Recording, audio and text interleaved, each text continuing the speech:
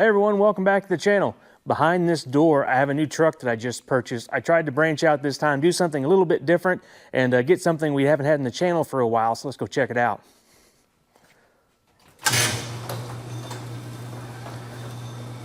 We have a new to us 1967 F-250, but this one runs, so it's different.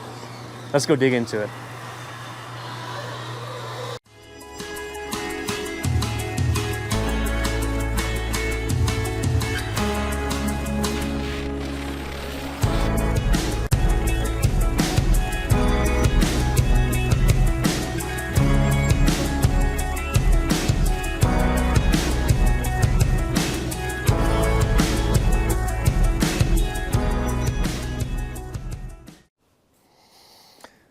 So yeah, here's our new 67 F-250. If you guys have been watching the channel anytime at all, you guys know I love 67s, and this one is no different. I love this truck, it's great, that's why I brought it home, but I fell onto it in kind of different circumstances, or kind of not normal circumstances. I didn't go look at this truck with the thoughts of me purchasing it.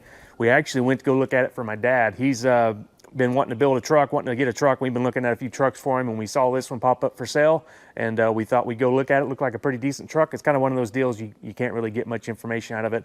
Unfortunately, the guy that had this passed away, and it was his wife and grandson that were trying to sell this, and they really didn't know much about it. They weren't really car people, so we kind of had to take a gamble. Going off the pictures, it looked pretty good, and my old tried and true method of no rust in the pocket of the fenders, that's what really grabs my attention when I'm going to go look at a truck. And if you can see here, we don't have rust here.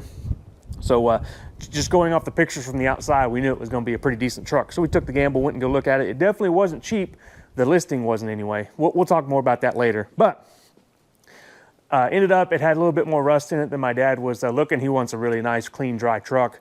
And this one had just a little bit more rust, and we're able to negotiate down, since we found those issues with this truck, to where I could bring it home. And so since we were there with the trailer and I had cash, we ended up with it. So here it is. It actually is a very, very nice 67 Ford, and very original. There are some issues with it we're going to go over, but overall it looks like to be mostly original paint besides the hood, and just a real honest old work truck. You can see there in the bed, the paint is wore off the bed, but it still has some in the center. This is just like, you know, I love seeing this because it's just honest. You know, it's not covering anything up. Doesn't have a bunch of layers of paint on it. It's not hiding any previous repair work. It's just a good old honest truck.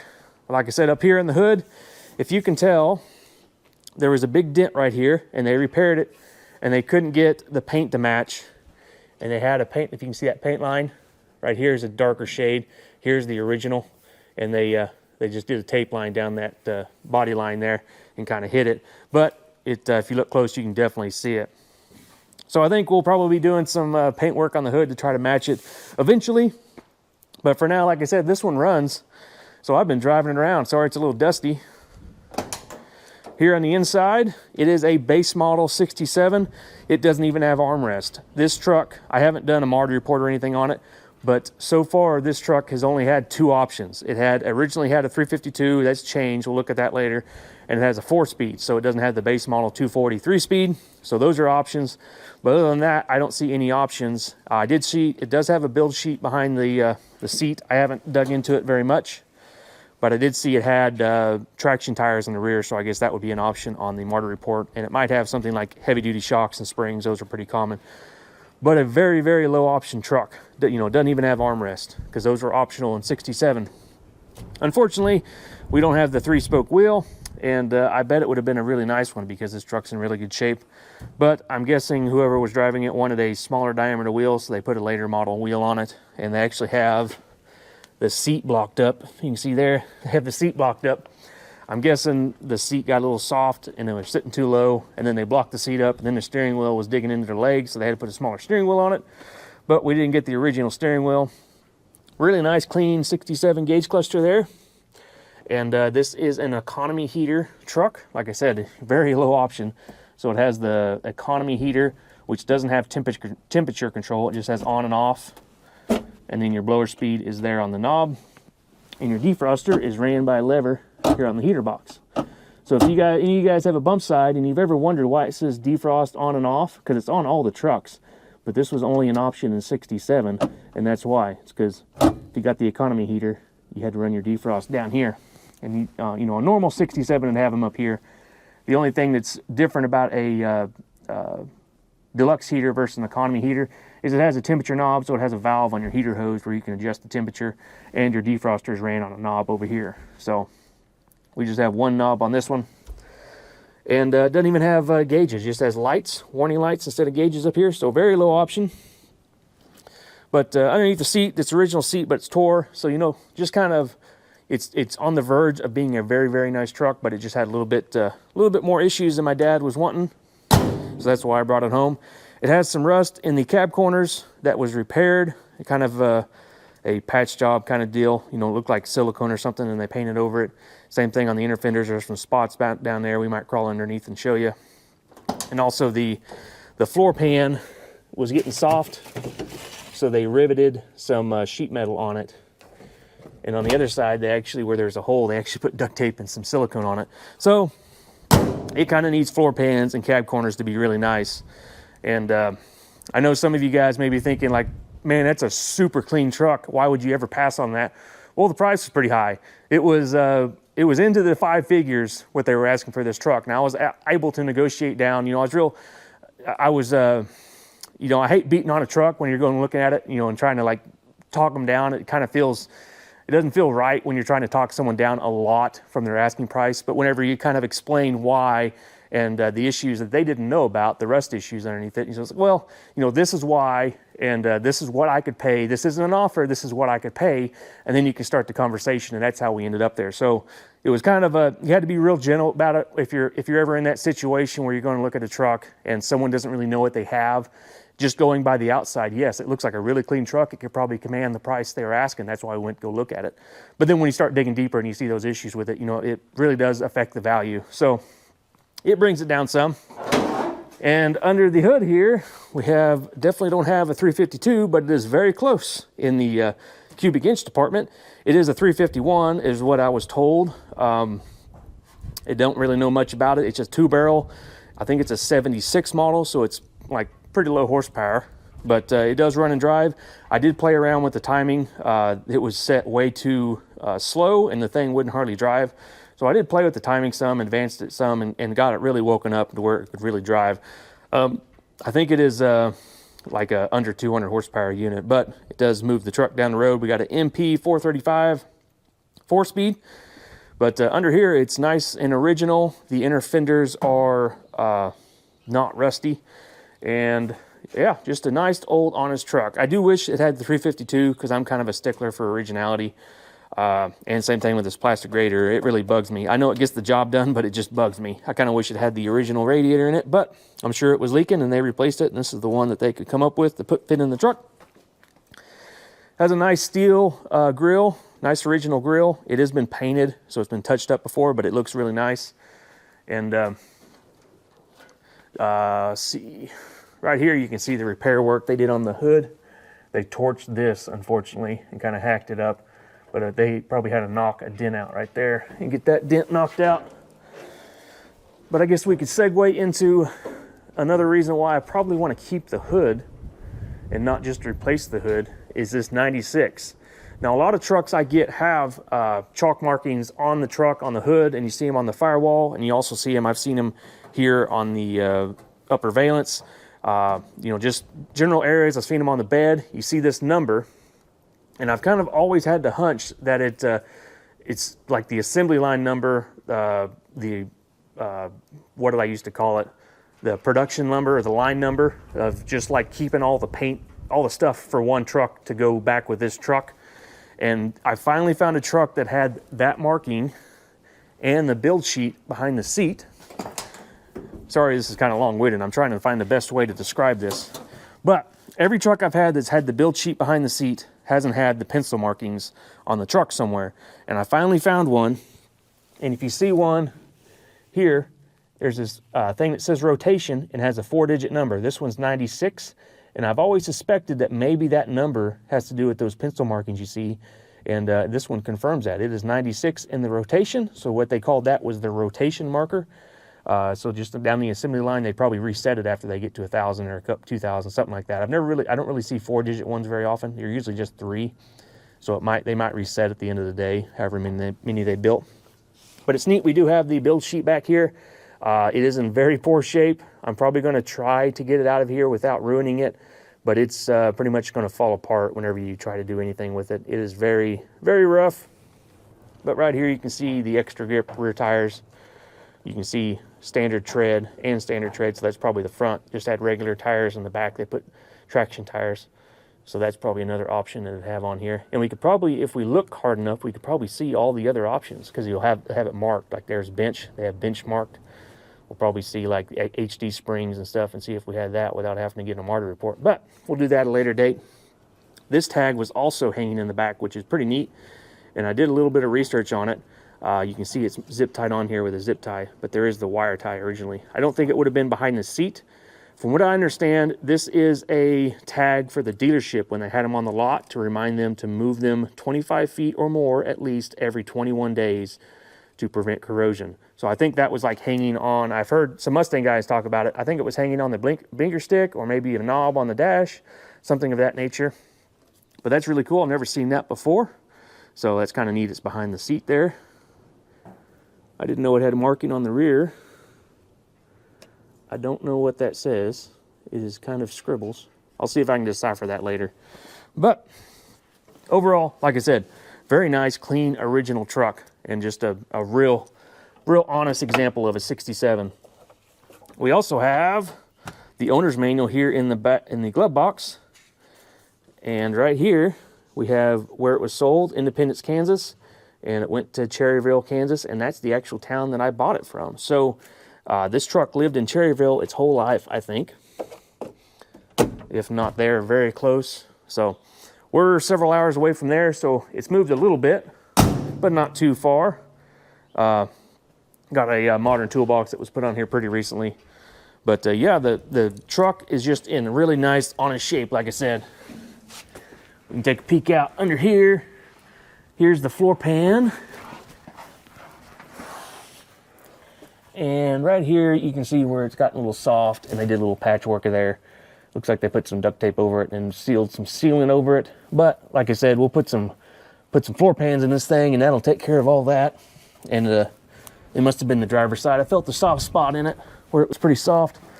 But here's the issues in the inner panel on the cab corner. And then here on the outer, just some previous patchwork, which was probably trying to prevent it from being any worse. And the bed is in really good shape, and the rest of the cab is in really good shape. We have some on the other side over there, so show that to you guys. But someone's been in here doing some work. There's some new shocks on it. I can tell the brakes have been had some work on it. The exhaust is fairly new. We got new brakes and new U-bolts on the rear axle.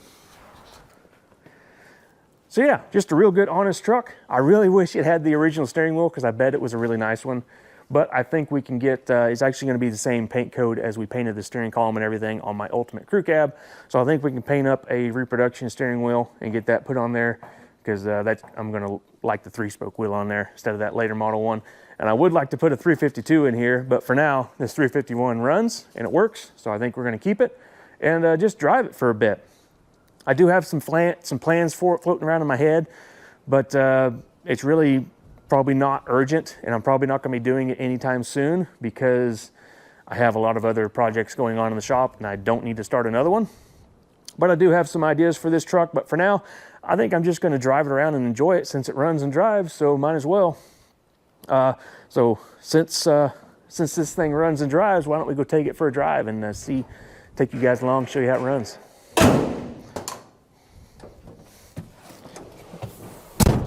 All right, let's take this thing for a drive. Okay, since we're in here, I thought I'd talk about it a little bit. The alternator light stays on, and the feller that had this, he had some electrical tape covering the alternator light on, but I'm guessing with that engine swap, something in the alternator wasn't hooked up correctly or something there, and the alternator light's staying on this thing, but it is charging. I did verify that before we took it for a drive. One thing about this truck is how nice the door latches work. Sometimes these 67s can be a little finicky, but this one works perfect. The window regulator is kind of blown out, but we can put a new window regulator in it. The door latch stuff on 67s aren't reproduced, so that's a big deal. So yeah, we got this late model wheel here that I'm not real happy with, but it does get the job done. And unfortunately, they added a horn button here on the steering column with a sonic straw to protect the wiring. And they have it screwed to the column there, so we have some holes in the column there, unfortunately. And some added stuff, like this is a throttle. I don't know why, I'm not sure what the deal is there, because it has a catch, but if you set it to the catch, the engine like just runs way too fast. Maybe it's not adjusted right, maybe, I don't know what's going on there. But pretty cool truck, and a real nice, honest truck. So we're gonna go take it for a drive. Also has really, really nice 67 seat belts. My Bell telephone truck has the exact same belts, and I was trying to clean them up to get them to use them, and they just didn't clean up very well. I had to buy some new ones, but these are like perfect condition. It's kind of neat. Also, stuff like the 1 year only 67 mirror is in really nice shape, so that's good because you can't get reproductions of those. But stuff like the window, the sun visors are in really good shape, and the headliner, just a really good truck. Like I said, I'm used to getting projects or stuff that needs work, and not so much this nice of a truck. So it is a nice change of pace for me. And we have a really nice old school saddle blanket seat cover. The last episode on this, or on my channel, we drove my Bell telephone truck for the first time, and this is a much different driving experience than that truck. Nice and quiet and smooth, even though that one's a 100 and this one's a 250. But the Bell telephone truck didn't have a bed on it, so, and no door seals, and the rattle kits are blown out of the windows, so we can't be too hard on that truck. It'll come around eventually. In fact, I just put door seals in it yesterday, so we're moving right along with that project. The old 351 isn't such a stout unit, but it gets the job done. Like I said, it's just a 2-barrel, Econo box variant. It's not a high horse 4-barrel or anything like that. You could hop the thing up and make it run pretty good. The 435 in this truck hasn't been shifting that great. It has issues going from second to third. Third is really hard to find for some reason. I'm not sure what's going on there. And fourth is the same way. You can't go where you think it would be. You have to go kind of in. So something's going on there.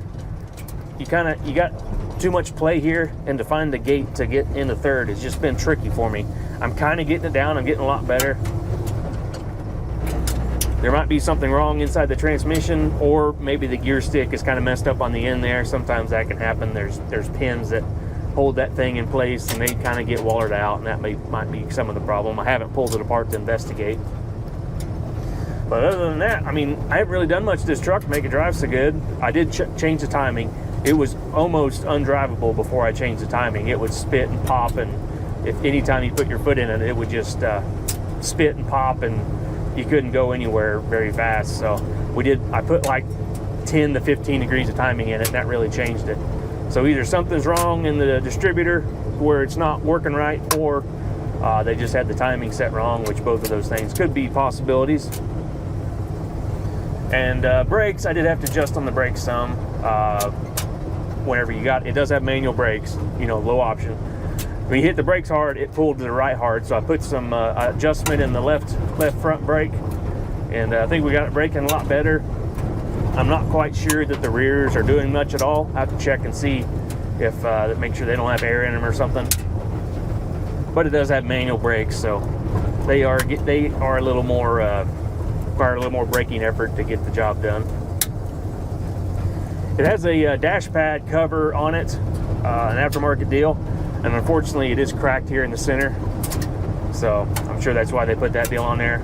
I'm not a big fan of these, but I guess I'd much rather look at the cracked dash, but I guess it did protect some. Let me see if I can show you guys the brakes here.